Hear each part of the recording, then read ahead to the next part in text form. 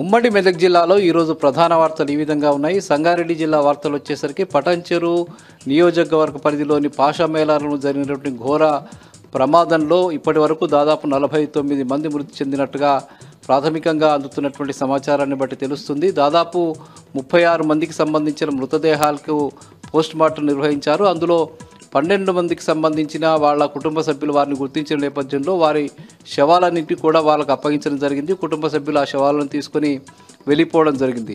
మిగతా శవాలకు సంబంధించిన గుర్తుపట్టనంతగా ఉన్న నేపథ్యంలో ఆ శవాలకు సంబంధించి DNA పరీక్షలు నిర్వహించి వారికి అప్పగించడం కోసం అధికారులు ప్రయత్నాలు చేస్తూ ఉన్నారు. మొత్తంగా ఇంకా మరికొంతమంది కూడా ఇందులో మరణించే అవకాశం ఉన్నట్టుగా అధికారులు చెప్తున్నారు. ఎందుకంటే ఈ ప్రమాదంలో రియాక్టర్లు పేలిన శబ్దంతో పెద్ద ఎత్తున అక్కడి అడ్మినిస్ట్రేషన్ బిల్డింగ్ పూర్తిగా కూలిపోయిన నేపథ్యంలో ఇంకా ఆ శకలాల కింద మరికొన్ని శవాలు కూడా బయటపడే అవకాశం ఉందని చెప్తూ ఉన్నారు. అందుకు సంబంధించి ఇంకో 10-12 శవాల వరకు దాని కింద ఉండవచ్చునని ఒక అంచనా అయితే కొనసాగుతూ ఉన్నది. ఇప్పటి వరకు దాదాపు 20 మంది అయితే ఆసుపత్రుల్లో చికిత్స పొందుతున్నారు. వారిలో కూడా దాదాపు 5గురి పరిస్థితి విషమంగా ఉన్నట్టు తెలుస్తుంది. ఇద్దరిని ఇప్పటికే హైదరాబాద్లోని ఒక ప్రైవేట్ ఆసుపత్రికి తరలించి చికిత్స చేస్తున్నటువంటి పరిస్థితి. వారిద్దరి పరిస్థితి కూడా విషమంగా ఉన్నట్టు తెలుస్తుంది. అయితే మృతుల్లో ఇంకా కొంతమంది మైనర్లు ఉన్నట్టుగా తెలుస్తుంది. ఈ నేపథ్యంలోనే మృతులకు సంబంధించిన వివరాలు గోప్యంగా ఉంచుతున్నారనే ఒక భావన కూడా కలుగుతూ ఉన్నది. అది పూర్తిగా శవాలు బయటపడితే కానీ అందులో ఉన్నది ఎంతమంది, ఇంకా పూర్తిగా ఎంత సంఖ్య వరకు ఉంటుందనే విషయాలు మాత్రం బయటపడే అవకాశం కనిపిస్తుంది. ఆ షిఫ్ట్లో పనిచేసినటువంటి వాళ్ళంతా కూడా దాదాపు 150 మంది వరకు ఉన్నట్టుగా తెలుస్తూ ఉన్నది.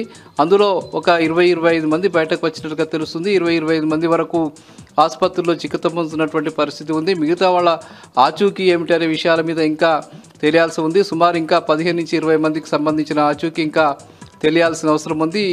ఈ వాళ్ళకు సంబంధించిన బంధువులంతా కూడా వాళ్ళు అక్కడికి వచ్చి వాళ్ళ బంధువులకు సంబంధించి వాళ్ళ కుటుంబ సభ్యులకు సంబంధించిన విషయాల మీద ఆరా తీస్తూ ఉన్నారు. వాళ్ళు ఎక్కడ ఉన్నారు, ఏమైపోయారనే విషయాల మీద పూర్తిగా ఆరా తీస్తున్నటువంటి పరిస్థితి ఉంది. ఆ ప్రాంతం అంతా కూడా విషాదం నెలకొని ఉన్నటువంటి పరిస్థితి ఉంది. ఆ శవాలను తీసుకువెళ్తున్నటువంటి కుటుంబాలు కూడా పెద్ద ఎత్తున రోదంతో ఆ ప్రాంతం అంతా కూడా విషాదం నెలకొని ఉన్నది. ఈరోజు ముఖ్యమంత్రి అక్కడికి వచ్చి ఆ పరిశీలన చేసిన తర్వాత కుటుంబాలకు కేవలం 1 లక్ష రూపాయలు మాత్రమే ఇస్తామని, క్షతగాత్రులకు 50,000 రూపాయలు మాత్రమే ఇస్తామని ప్రకటించడం కొంత ఆ కుటుంబ సభ్యుల్లో కానీ అక్కడికి వచ్చిన వాళ్ళు చూసిన వాళ్ళలో కానీ నిరాశ కలిగించింది.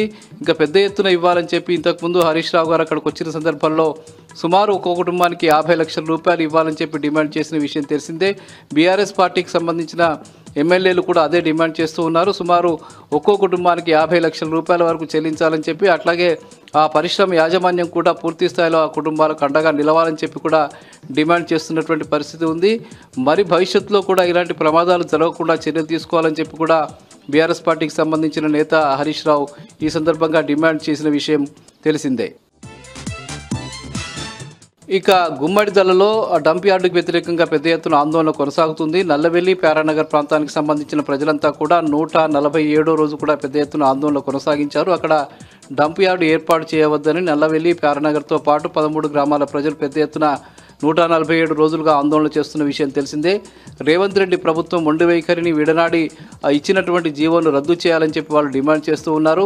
ముఖ్యంగా లేని పక్షంలో రాబోయేటువంటి స్థానిక సంస్థల ఎన్నికల్లో కాంగ్రెస్ పార్టీకి తగిన విధంగా బుద్ధి చెప్తామని చెప్పి ఈ సందర్భంగా ఆయా ప్రాంతాలకు సంబంధించిన ప్రజలంతా కూడా హెచ్చరిస్తున్నటువంటి పరిస్థితి అక్కడ కనిపిస్తూ ఉంది.